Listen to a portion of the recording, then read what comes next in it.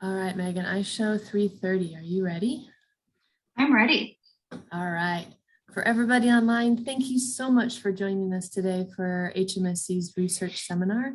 My name is Cinnamon Moffett, and I'm the research program manager at Oregon State University's Hatfield Marine Science Center, located in Newport, Oregon, and I'll be your host for today. I just wanted to remind everybody that we do have your mics, cameras, and screen shares turned off for now, but please use the chat box that you can find at the bottom or the top of your screen to put questions in at any time for today's speaker, and we'll work through those questions at the end. And if we stay a small group, we can also raise our hand and I can unmute you once we get to that question and answer period after our speaker today. Also wanted to let folks know that we are recording today's session, and I just put the link on where that will be posted in a few days.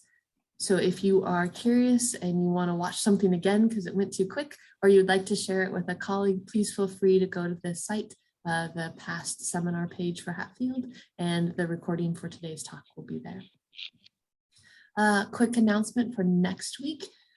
February 24th is our next seminar, and we have Evan Hayduck from the Mid-Coast Watershed Council, who will be talking to us about restoring watershed stakes partnerships. And specifically, he'll be talking about an upstream from Toledo restoration project that they've been working on here in the Uquina River. And so excited to learn a little bit more. It kind of continues some of the work we've been doing around our mini series, focusing on the Uquina River here in Newport. But if you need more information about any of our upcoming talks, you can go to the HMSC homepage, scroll to the bottom, there's a calendar of events there, and you can get all the login information for any of our events that are coming in the future. I also just want to put in a little plug. I have 3 more dates open for seminars in the spring. So 2 in April and 1 in May. So if you have anybody that you would like to volunteer to give a talk, or if you have somebody that you think would be good for the Hatfield community to still hear from, please let me know and we'll work on getting them into the spring seminar schedule. But for today, let me tell you just a little bit about our speaker. Megan Sabal is a new postdoctoral scholar with CIMRS and CIMRS, working with Michael Banks, Talia Levi at OSU's Fish and Wildlife, and Kate Richardson at the Northwest Fisheries Science Center. She just recently completed her PhD at the University of California at Santa Cruz. And Eric, I'm going to say his name incorrectly. Megan, can you help me? Polkovac's lab, where she studied predator effects on migratory prey, which is what she's going to talk to us about today. So Megan, thank you so much for being here. We appreciate you joining us and talking to everybody at Hatfield. So I'm going to hand it off to you. The floor is yours. Thanks, Cinnamon. And thanks for everyone that's here. I'm excited to share a little bit about my dissertation research today on predator effects on migratory prey behavior, ecology, and evolution.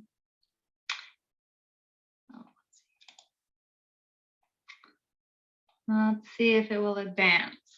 Oh, there we go. So predator-prey interactions are fundamental to shaping the natural world. And this is going to affect both species traits in predator and prey, and also scale up to affect communities and ecosystems. And there's 2 key pathways in how predators affect their prey. The very first one is what we think about most obviously is predators eat them. And so this is going to affect prey mortality. But predators also scare prey, and that causes prey to change their behavior. And really, it's the interaction amongst both these pathways that scales up to affect things we care about, like traits in the predator and the prey, population sizes in communities, and ecosystems. And what determines the balance among these 2 pathways are trade-offs. And so we can imagine these trade-offs like this scale, and you can imagine an animal has a certain number of marbles of energy, and they can decide to put energy onto one side of the scale or the other, but not both. And so, for example, an animal might use a certain behavior to put more effort into activities like foraging, but that's going to come at a cost of activities that help them survive predation. And so here's what this looks like in an example. We can imagine that there's a minnow, and in the lake, there's more zooplankton in the open water, but they're also more vulnerable to predation risk. This minnow is going to modify its behavior, for example, the time it spends in shelter. And it might do things to let it survive predation, bass predation better, but that's going to come at a cost of less foraging opportunities. Another reason that shapes the balance among these are ecological constraints. And so we can imagine that this minnow maybe can't detect or recognize a non-native predator. And so in this situation, that animal scale is broken. It doesn't work quite right. It doesn't have that evolutionary history related to knowing how to weigh surviving bass predation. And so in this case, the scale is stuck in a certain direction, and we can imagine its behavior changes. It would probably spend less time in shelter to forage more in zooplankton. So overall, we know that predation shapes ecosystems through these dual pathways by shaping prey mortality, but also prey behavior. And the balance among them is shaped by ecological trade-offs and constraints. Now, these patterns are pretty well known, but they're not quite as well understood in migratory animals. And animal migrations are amazing, charismatic phenomena. So we have animals that move geographically to take advantage of spatially distinct opportunities.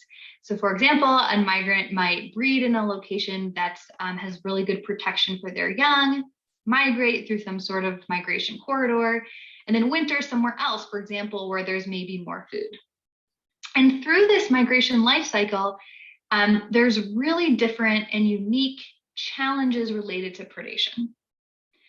First, there can be a lot of predators for migratory animals that they encounter, and this is in part because migrants are concentrated, conspicuous, and predictable in space and time. But also they're traveling through really different habitats geographically. And so also they're going to encounter many different types of predators oftentimes. When we think about the behavior, that other side of the pathway of predator effects, we're going to get into this more, but any anti-predator behavior a migrant uses is going to get all twisted and intertwined with the timing of migration. And the timing of these movements between these areas is often really important for migration. And finally, any anti-predator behavior they use is going to require energy, and migration is already really energetically demanding. And so this sets up the classic trade-off that shapes migratory animals. They want to avoid being eaten, but they still have a drive to keep the timing and phenology of these elements of migration very optimal, and they're trying to be more energetically efficient as possible. And so this leads me to one of my big picture questions I'm interested in. How do these unique trade-offs and constraints shape predator effects on migratory prey? This is especially important because humans are altering these interactions between predators and migrants. For example, we've done a whole bunch of different things that can change the abundances of predators. A lot of times we've subsidized them. We've also changed the landscape and habitat, which can make predators more efficient at consuming these migrants. Things in the environment like noise or light pollution can make migrants more vulnerable to predators.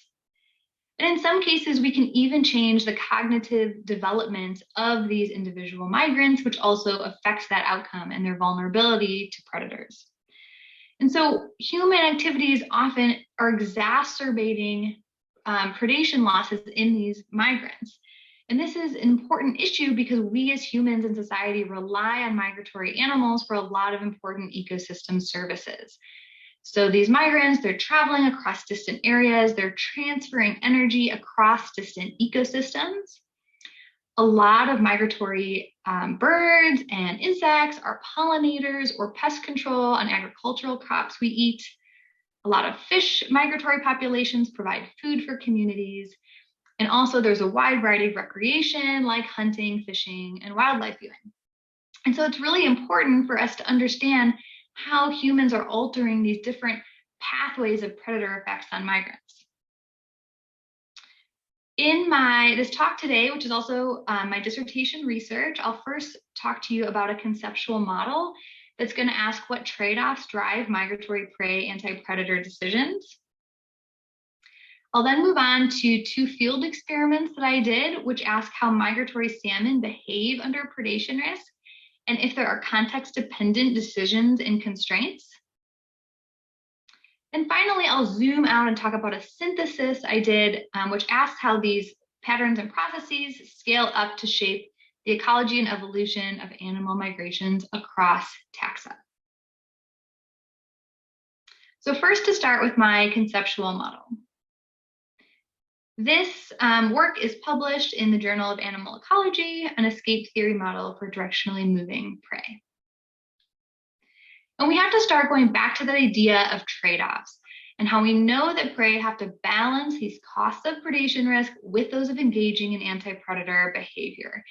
And there's a really useful model in behavioral ecology that's related to this called economic escape theory by Ron Eidenberg and Dill.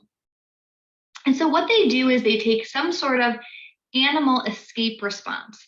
And so in this example of the model, we have a bird, for example, that's foraging in the grass. And now there's a predator that it's approaching it. There is a certain distance when that bird decides, I'm going to stop eating and flee. And that distance between the prey and the predator is something we can quantifiably measure. And that's called flight initiation distance, or FID. So that's on our x-axis in this economic escape theory model. And then we can relate FID, or the escape response, to predation risk. And of course, the less anti-predator behavior they use, shorter FIDs, the higher likelihood they have of being predated. And that decreases with the magnitude of anti-predator behavior. But also we have to think about the opportunity cost. And that's, in this case of the bird, it's the amount of energy it's missing out on that it could have been eating in the grass if it hadn't fled. And this relationship, of course, increases with FID. So if the bird flees from the predator when it's very far away, it's very unlikely that it will get eaten, but it's missing out on a lot of energy it could have been consuming.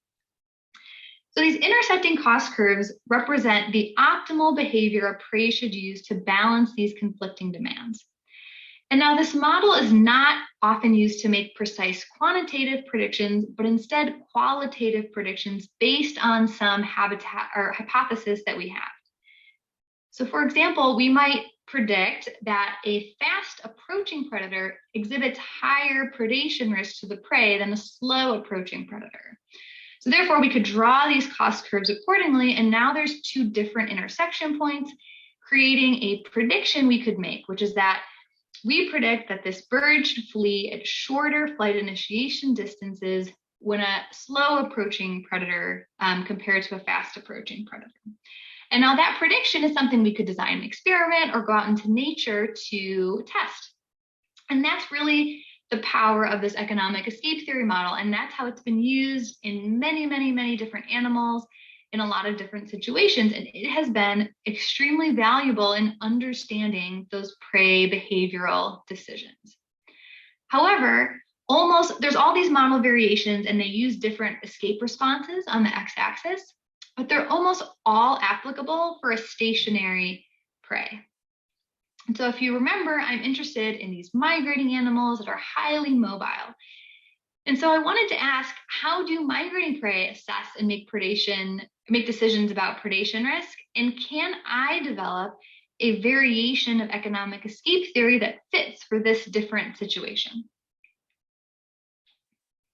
So the first thing I had to do is think, well, what would that escape response in the model be for a directionally moving animal? And so at first I thought, well, if an animal is moving with a destination, it encounters some predators or predation risk, what might it do? And the answer, of course, is there's a whole bunch of different things an animal might do. They could hide, they could fight, they could be cryptic, they could go a different route, etc. But what I realized is in animals that are moving with a destination directionally, all of these anti-predator behaviors will scale up and affect the movement of that individual and could affect their time to that destination or average travel speed. And most of these behaviors actually are going to slow a prey down or delay them. So for example, if there's an animal that's directionally moving to a watering hole, but it encounters predation risk, it might go a different route. And if we compared the time it takes to get to that destination between that, it was delayed, right, by using that anti-predator behavior. And then another common anti-predator behavior is animals will go fast to reduce encounter time with that risk. So that's another one, but it still ultimately relates to this change in travel speed. In that case, they would speed up. So the overall takeaway is that anti-predator behavior in directionally moving animals might scale up and affect their average travel speed. And so now if we go back to the classic economic escape theory model, we can simply swap out that x-axis and put that change in travel speed, so a comparison between when that predation risk is present or absent, that's caused by anti-predator behavior. And first, for now, we're going to think about this in absolute value terms. And when you do that, you can use this model in the same way as classic economic escape theory. So for example, if we compared between predation risk is present or absent and an animal behaves about the same, they have that no change in travel speed, that means that we're assuming they're not really engaging in very much anti-predator behavior, and that would mean that predation risk is pretty high. But if an animal engaged in a really extreme anti-predator behavior, they hid for a long time, for example, that would delay them. We'd have this larger change in travel speed, and now we might have some opportunity costs we might think of by changing their timing of migration or energy from if they're using energy for whatever that anti-predator behavior is. And so this classic model can be used in classic migratory animals like elk or salmon, but also is applicable for these more daily directional commuters like ants or penguins. And so one other cool thing that this model variation does is we can break apart on the x-axis that absolute value. And so if you remember, now we have, animals are changing their speed, but they could speed up when the predation risk is present, and that relates to that escape tactic. So that might be like fleeing past. But animals might also slow down when the predator is present, and those are maybe some of those different types of cryptic anti-predator behaviors.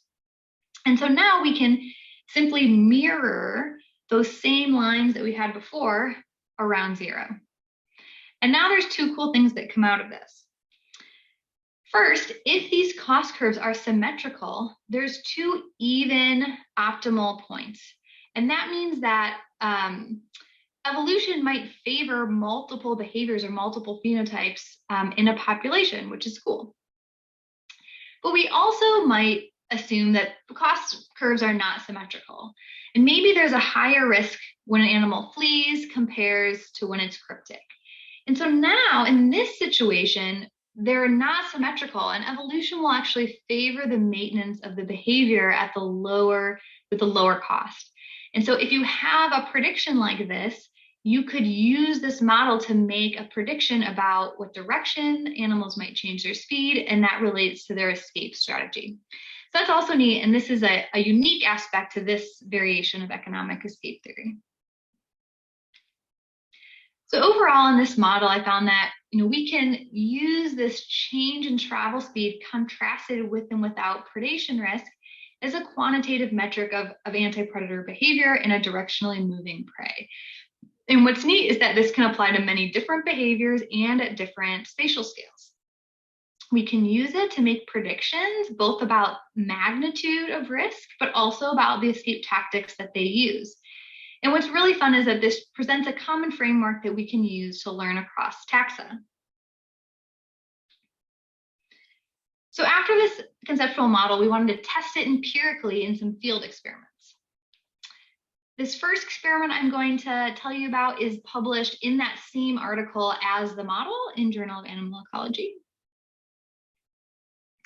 So to test this model, we first need to start with some sort of hypothesis. And we're going to choose to test the sensitization hypothesis. And that means that animals have an increased perception and reaction to risk due to their past experiences.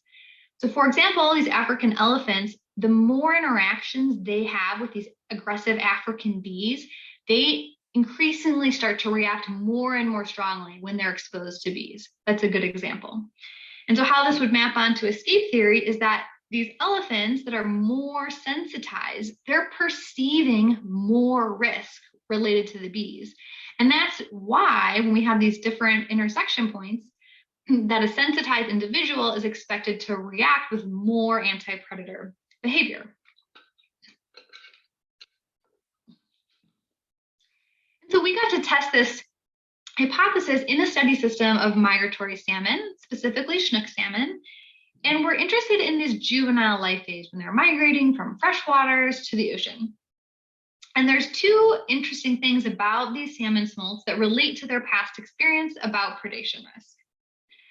The first is that many salmon populations are supplemented by fish hatcheries, and they're grown up and raised in these concrete raceways before they're dropped off into the river. And there's no predators in these raceways. So very extreme lack of experience based on hatcheries.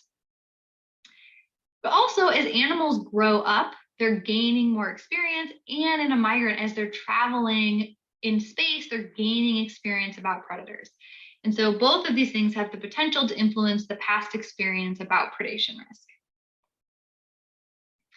So we had an opportunity, this was in collaboration with East Bay Municipal Utility District on the lower McCullamy River, to get fall run Chinook salmon that vary along this gradient of prior predator experience. So first we got salmon from the McCullamy River Fish Hatchery. So this is our group that presumably has the least amount of predator experience. We also captured smolt in a rotary screw trap at this downstream location. These are fish that have been born and grown up in the river in the wild, and these ones are caught downstream. They're our group that presumably has the most prior experience. And then finally, we also were able to capture some salmon upstream on the floodplain. So these are still wild fish born in the river, but they're younger, they're upstream, and in this case, predator populations increase as you move downstream. So both of those things kind of contribute to us thinking that they would have the middle amount of prior predator experience. So now we can take these three groups and we can map them on following the sensitization hypothesis in our model. So we would expect those wild downstream salmon to be the most sensitized with the most prior experience, perceive the most risk, followed by those wild upstream salmon, and lastly, hatchery fish. And so now we have an ordinal prediction for how much these three salmon groups should change their travel speed when exposed to predation risk. Hatchery fish should change their speed the least, and then increasing up by those groups. And so my questions for this first experiment: first, do salmon change their travel speed under predation risk? And if so, does the magnitude follow these ordinal predictions from the sensitization hypothesis? And of note, we're not making any a priori predictions in this case about what direction they're going to change their travel speed or what escape tactic they'll use. But it is something that we're going to discover. In order to answer this, I conducted a behavioral assay. And so I built this experimental flume. I put it in the river. I took individual juvenile salmon, they were pit tagged. I would release them in the upstream end and they would swim down through the flume into this kind of catching area, passing through these pit tag antennas. So I can get their transit time directionally through this enclosure. And I ran trials both with this plastic replica of a largemouth bass spread with odor cues and without. And I ran these trials with the three different groups of salmon: hatchery, wild upstream, and wild downstream. So here's what we found. So on the y-axis, this is the average travel speed through the enclosure, contrasted by the predator treatment. And so you can see that there are patterns in how the salmon are reacting or changing their travel speed in the flume in response to the predator. But what's really cool is if we look at the significance of within the group, so these linear contrasts, or you can think about this as the slope of those lines, the significance and reaction directly mirrors the sensitization hypothesis. So these wild downstream salmon have the largest behavioral change or reaction to the predator. It's highly significant. The wild downstream salmon are slowing down, but it's marginally significant.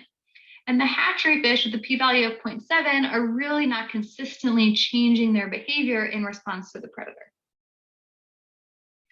So overall, from this first experiment, we found that there's some evidence that both rearing in the wild and increasing age increase sensitization to predation risk.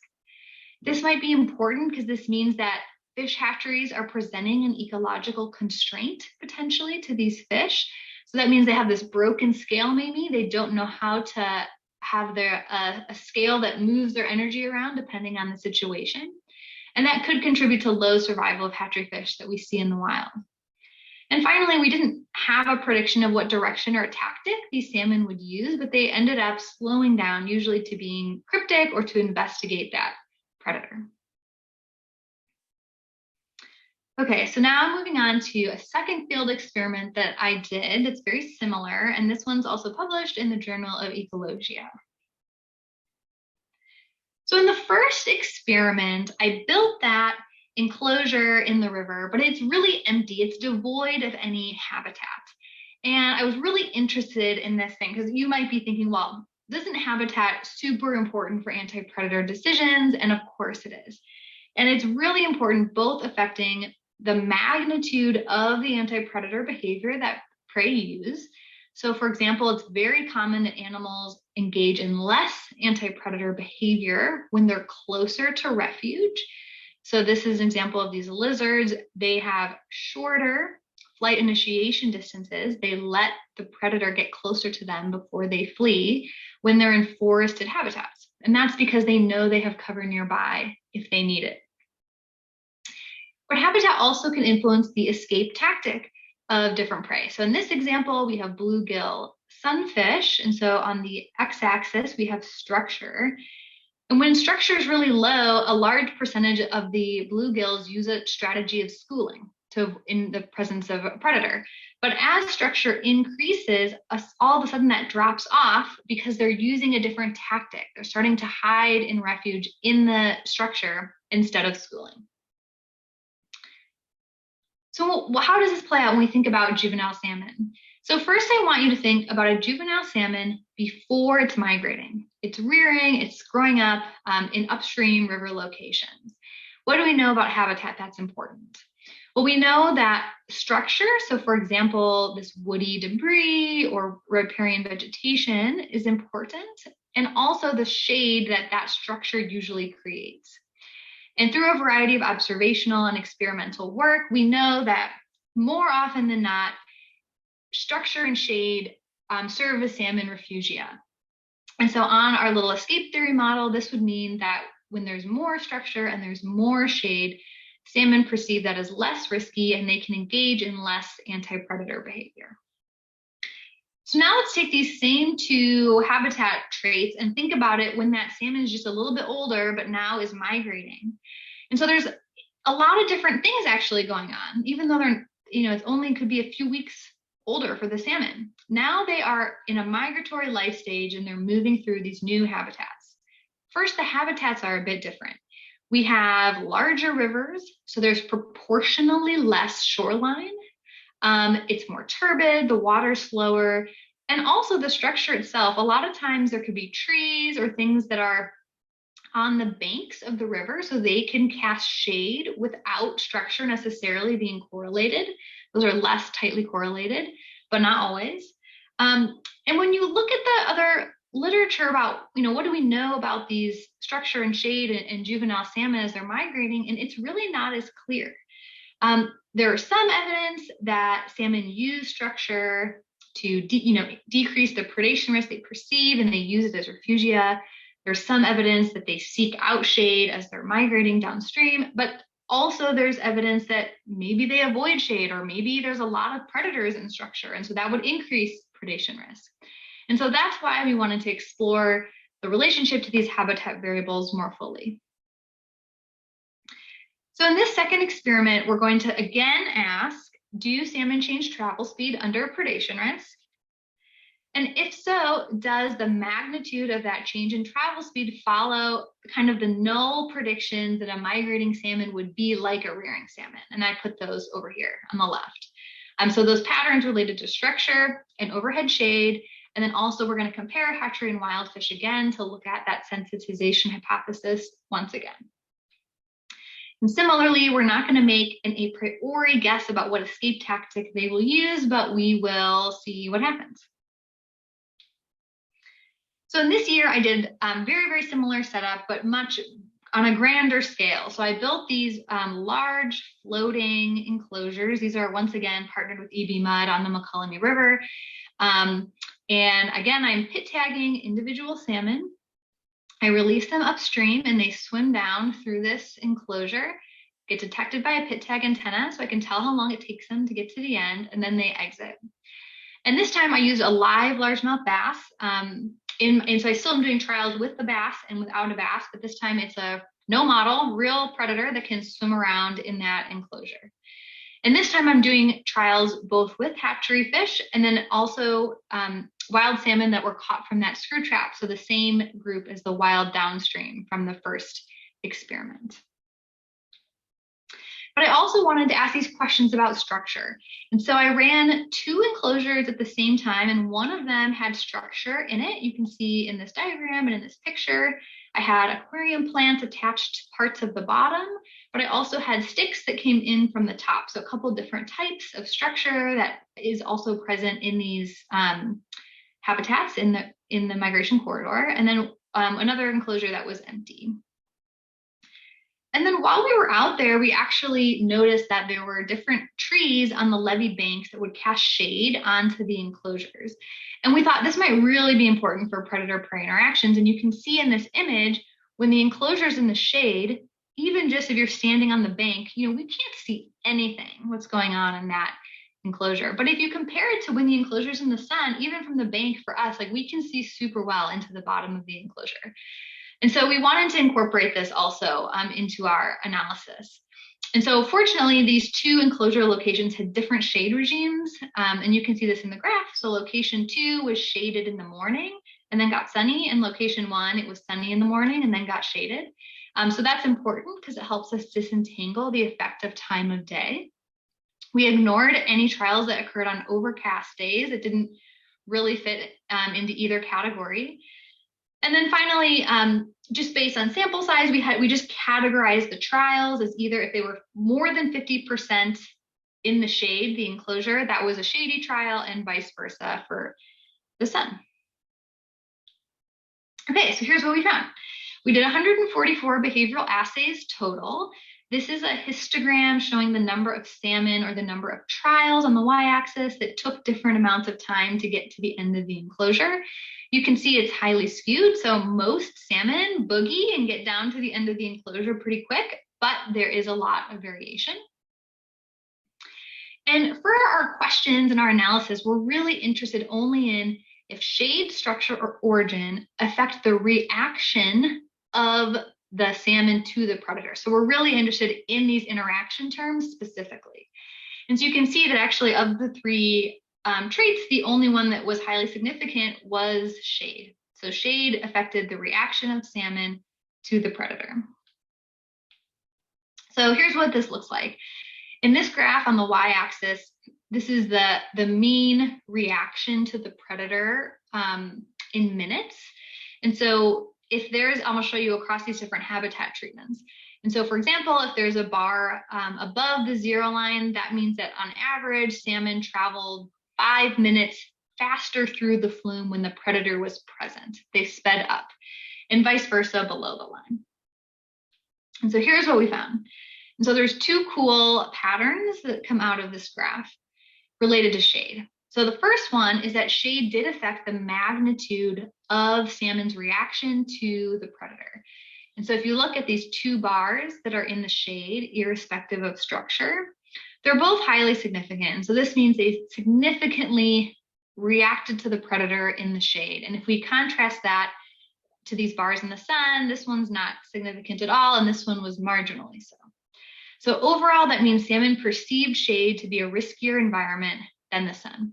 And this might make sense. We think this relates to oftentimes largemouth bass predators can be really effective hunters in low light. But maybe even the more obvious pattern, which is really cool, is that shade affected the escape tactic of the individual salmon. So in the shade, both of these bars, they're slowing down when the predator is present in the shade, but they're actually speeding up when the predator is present in the sun. So this is a really striking pattern. And what I think is happening here is that it's really common for animals to reduce movement in when there's predators or predation risk around, because they want to be less conspicuous. And I think for these salmon, when they're in that shady enclosure, that strategy of crypticness makes sense. But if you think back, when the salmon was in the enclosure in the direct sun, it's really well lit. And I just don't think a cryptic slowing down strategy is going to be really effective in that environment. So that's what I think is driving that pattern. And so shade was the only thing significantly affecting these reactions to predation risk, but I do just want to mention a couple sub patterns that could still be a little interesting related to structure and origin. So first here, I just want to point out that in the shade, it appears that when there's structure present, it lessens the amount of perceived risk compared to shade with no structure. And I want to mention that because it could be important for habitat restoration efforts, that there might be an element of really wanting to pair structure with shade in order to indicate safety or lower risk. And now this is the results of the comparison between the hatchery and the wild salmons. This is the same sort of graph that you just looked at, but now I've collapsed the structure categories, and now we're looking at the hatchery fish in gray and the wild fish in white. And so one, interesting thing is there wasn't a significant reaction between origin and reaction to predation risk, which was surprising for us. We'd have to reject that sensitization hypothesis. And this surprised us, of course, because it was different than our prior experiment. Also, there's this little interesting thing. It almost looks like the hatchery fish react more to the predator in the shade than the wild fish. And I don't know exactly why this is happening, but I think it has to do with hatchery fish when they are in these concrete raceways in hatcheries. Shade is about the only variation in habitat they get. And so I think there might be something related to that. But the really telling thing in this graph is that the hatchery and the wild salmon are actually reacting to shade in the same patterns with magnitude and with escape tactic. So both of these bars in the shade are highly significant reactions to the predator, contrasted to not significant reactions to the predator in the sun. And also they're slowing down in the shade and they're speeding up in the sun. And so I think that's actually really surprising and telling about the importance of those shade patterns. So overall in this second experiment, we found that salmon perceived the shady environment to be risky, and that affected both their magnitude of how much they changed their travel speed and also their escape tactics. Another thing that we found is that shade was the most important factor influencing their behavior over structure and over origin. And so it's interesting to note, so this is opposite of what we would have expected if we were to be learning about what salmon do when they're rearing. So we have to reject this null hypothesis. Our migrating salmon didn't react in how we would have expected if they would be similar to a rearing salmon. Usually in rearing salmon, shade's perceived as less risky. We found that it really was risky. And often when salmon are rearing, structure can be a dominant influencer in behavior or origin over things that affect light. So one really big takeaway from this is that we need to be careful and not assume that a rearing salmon or any non-migrating life stage of an animal is going to be the same as what that animal is going to do when it's in a migratory life stage. And one thing that this really got me thinking about is this idea of familiarity. So when an animal like a salmon, but could be any, is not migrating, they're rearing, they have a territory, they're really familiar with that local habitat. They know where stuff is, they know if it's safe or if it's risky. But when migrating animals are moving, they're encountering new habitats all the time. Everything's unfamiliar, especially for something like a salmon where it's first time ever doing that migration. It could be different for animals that do multiple cycles of migrations. And so I think maybe When habitat structure is unfamiliar, for example, in a new migration corridor, I think it might make it a less valuable risk cue comparatively from when you're not migrating, and maybe something like shade that's affecting visibility more consistently. It might require less local knowledge to know if it's useful. Maybe that's why we see the shift of value in these risk cubes. Okay, so overall, we're going to scale up now, and we're going to talk about my synthesis work, which scales this across taxa. This work, Predation Landscapes, Influence Migratory Prey, Ecology and Evolution, is published in Tree. And so I don't have time to talk about all the different things that we discussed in that Tree paper. So what I'm going to do is just pull out a couple sub-questions that relate to things we've already been talking about. First, I'll ask, how do migrating prey change their behavior under predation risk? We've already been talking about this with travel speed and salmon, but I will expand it. And second, I'll ask, how can we use behavior in creative conservation solutions?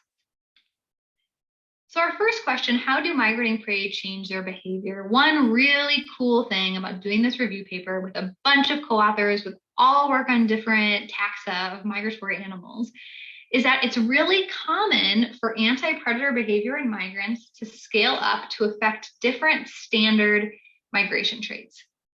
So for example, these barnacle geese, they're delaying their departure date from wintering grounds in order to avoid overlap with recovered avian predators in the migration corridor.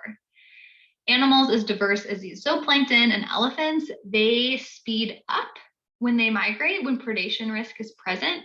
And what's really neat is I think that's for the same reason that a little Daphnia in the water column or a big elephant in the savanna are both really exposed. I think they're an example where cryptic behaviors probably aren't really useful, hence why they speed up. Bowhead whales and sandpipers are changing their migration routes to spatially avoid predators. And even in populations where not every individual migrates, so for example, steelhead or some ungulate populations, that propensity to migrate also can change as a function of predation risk. And so this is really neat because it creates, one, an opportunity to learn across these different taxa about these questions, but also gives potential to be able to synthesize quantitatively across taxa by using these standard migration traits, which is something I'd like to do in the future. And so secondly, how can we use behavior in conservation? One idea I'm really excited about that came out of this review paper is the idea of trying to restore habitat for anti-predator behavior. And not by trying to make them do something specifically, but really letting them exploit their own favorable risk-reward trade-offs. Every individual is going to have that scale that's, putting energy in different ways. Every individual will be a little different. And so can we restore habitat that lets them do what they need to do? One example of this that's really cool work is this study on piping plovers. These are migratory and they breed in these tidal ponds, for example, on the coast of New Jersey. And so in this study, they restored some tidal ponds. And what they did is they put refugia so they could seek cover from predators really intentionally in those restored tidal ponds where there's also food in the tidal ponds. So even more on purpose and exaggerated than the actual other options of tidal ponds they have to breed. And because you probably all are now experts of economic escape theory, you would know, well, if we put refugia near the food in the wetlands, that means animals should perceive less risk and they shouldn't have to engage in as much anti-predator behavior. And that's exactly what they found in the study. So these piping plovers were able to spend more time foraging and less time engaged in anti-predator behavior, specifically at these restored sites. And so I think this is a neat way of incorporating behavior and incorporating trade-offs to promote conservation of a migratory prey. So another thing I want to mention is that let's imagine that in this case, putting the predator refugia is somehow really economically costly to us, like it costs a lot of money or disrupts tourism or something. For migrants that are moving a lot in space and time, you only have to employ some of these approaches when they're there, which is sometimes not for very long. And so that's a really important element to these conservation strategies for migrants that could be really useful. Another idea would be, human activities have made a lot of these constraints, for example, the hatchery salmon. So can we do things that help reconnect these constraints? One example would be using predator conditioning in salmon hatcheries. Another interesting example, there's really interesting work with birds. So for example, if we've done something in the environment and we've blocked their access to informational cues that tell an animal if something is risky or safe, we could even broadcast with speakers certain cues that give them that information that helps them make a good decision. And we could particularly employ that in environments where maybe our activities have disrupted the natural process of things. And so both of those things would reconnect constraints for animals and let them again exploit their own risk-reward trade-off and move their energy around to benefit their survival. And then sometimes these things can get really creative. So this is one final example I'll give you. And this is work out of Michael Wagner's lab at Michigan State University. A bunch of them there. He was a co-author on this review paper. And so in this case, we have the migratory prey is a lamprey in the Great Lakes. And they're invasive there. So they really have a lot of problems. And what normally happens is when an adult lamprey is swimming upstream, and if it gets eaten by a predator like this otter, it would release conspecific alarm cues from that side of the river because the predators are coming from the bank. They'll pull them out on a certain side. The alarm cues flow downstream, and so any remaining lamprey know to boogie over, scooch over to the other side to avoid that predator. And so what the researchers and managers are doing at Michigan State is that they're leveraging this by pumping in alarm cues on purpose, which scooch the lamprey over to one side, and then they can catch them super efficiently in traps. And so this is really neat because the alternative is to put lampricide, chemical lampricide, in coat streams with it to kill the larval lamprey. So this is a more environmentally friendly and effective conservation strategy, leveraging this knowledge of behavior in migrants. So overall in the review paper, some takeaways were that both scientists and managers can learn from other migratory taxa with these patterns and processes and problems. Predator effects on migrants are super diverse. So they affect things from the cognitive processes, short-term behavior, population dynamics, up to life history evolution. And we can try to use this information and leverage it for creative conservation solutions. So overall, for this talk today in my prior dissertation work, we did a conceptual model that showed that anti-predator behavior in moving animals gets all intertwined with moving and timing, travel speed. In 2 different field experiments, we found that salmon anti-predator behavior was highly context dependent on prior predator experience and habitat. And then importantly, migrating life stages of animals might differ from rearing life stages in important ways. And finally, we found that predators shape these migratory prey in really, really diverse ways, but with a lot of commonalities across taxa. And I'm hopeful that this sort of research can help us inform conservation of these valuable migratory animals. I hope that they can leverage behavior and trade-offs to support them. We can do creative things like reconnect constraints with the ultimate goal of restoring healthy predator migratory prey interactions. And I think this is going to be increasingly important as human activities modify the environment and habitats that these animals live in. Okay, and then just for my last couple minutes, I wanted to change gears and just say a little bit about my current postdoc research. I've only been started for a few weeks, so this is very big picture. But if anybody wants to chat about these things, that would be great, and I'm around, and that would be my contact information is at the bottom. So as had been said, I'm co-advised with Michael Banks and Tal Levy and Kate Richardson. And the really big picture question that we're asking is, how does the environment modify Schnook bycatch, so a new way for me of thinking of predation that happens in the hake fishery off the coast here.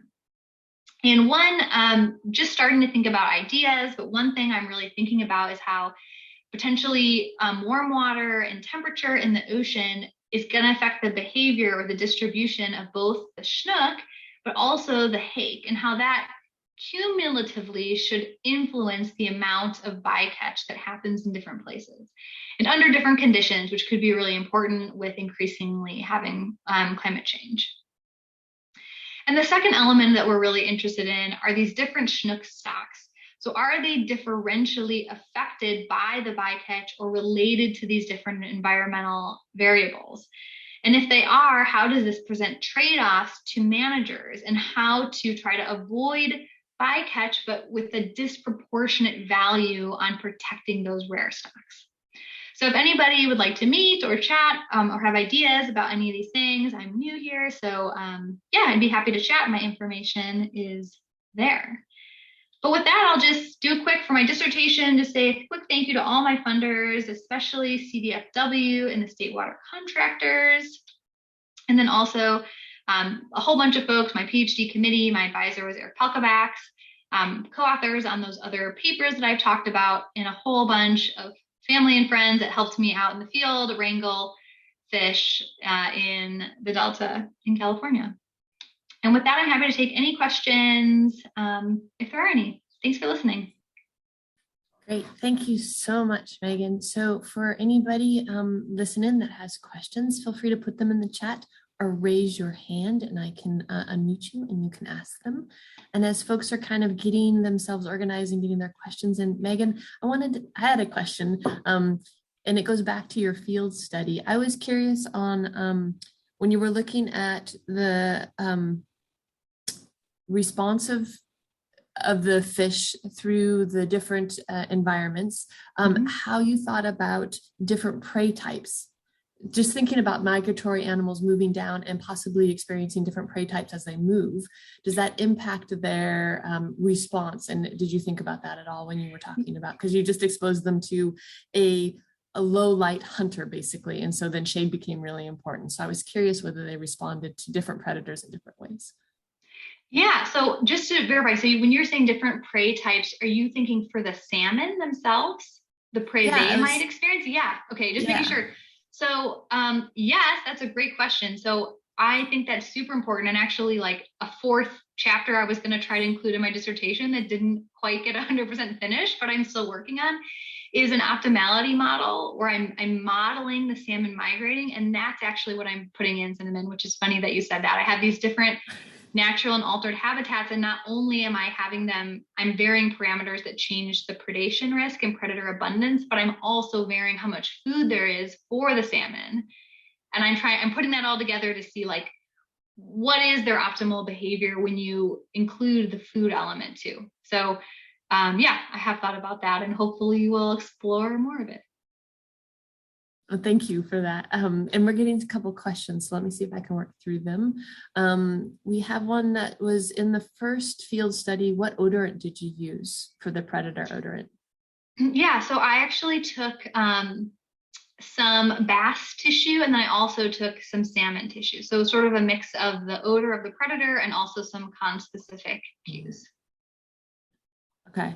And then a follow-up question on the second study with a live predator. How many of your salmon were eaten?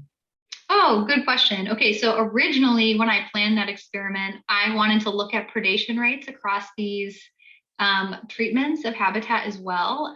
But actually it worked out okay, but they never ate any of them. And so I think some of that is, the bass are totally comfortable, right? Like we did as much as we could. They are acclimated for a certain amount of time, but they weren't eating the salmon, which ironically ended up being good because from a really good behavioral ecologist, warned me that you really don't want to combine predation and behavior in the same experiment, because now you're conflating changes in behavior with the selection, whatever predator, they ate some. So you don't know the behavior of the fish that got eaten. So anyways, so they didn't eat them, which at first was a bummer because we were interested about that. And then actually was probably experimentally better for understanding the behavior.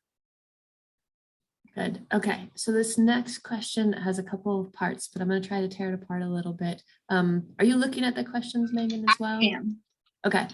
So this particular question is asking a little bit about what is driving the changes between the hatchery fish and the wild fish, and whether that's a learned response or could it be driven by selection? And so do you want to talk a little bit about that? Sure. I think it's probably a mix of both. I think there is evidence that fish can learn. So I think, I'm taking those hatchery fish directly from the hatchery and putting them in my experiment. But I do think that if you gave them they tried to have some experiences with predators, some amount of it is learned. But also we know with domestication, selection and hatcheries is real. And there's also a lot of other elements genetically through that are going to affect their boldness, and that's going to all scale up to how they're reacting to the predator as well. Yeah, it's hard to tease apart some of those pieces when you're looking at this. So another question from Joe is asking, in your field studies, again, did you have or consider having any hatchery fish from further downriver? That would be super cool. But in this system on the McCullough River, the hatchery fish, they're taking them from the hatchery and they're releasing them way downstream. So in some ways, that's actually why we know where we were catching salmon in the wild, that they were wild fish, because there aren't any hatchery fish in the system there. But absolutely, like in a future experiment to contrast that would be super interesting. Yeah, that might tease apart some of those questions that we were asking earlier as well. All right, it looks like we have a little pause in questions, but if anybody has anything, Alex has thrown in a question for us. Hang on here.